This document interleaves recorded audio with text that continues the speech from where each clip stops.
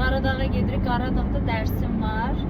Şadlıq Sarayında Bənəngəldə dərsim var. Səhər Biləcərdə idim. Biləcərdən qaça-qaça yəni. Gəldim Samiranı məktəbdən aldım. Ruhiyyat klinik var. Həm də acdı.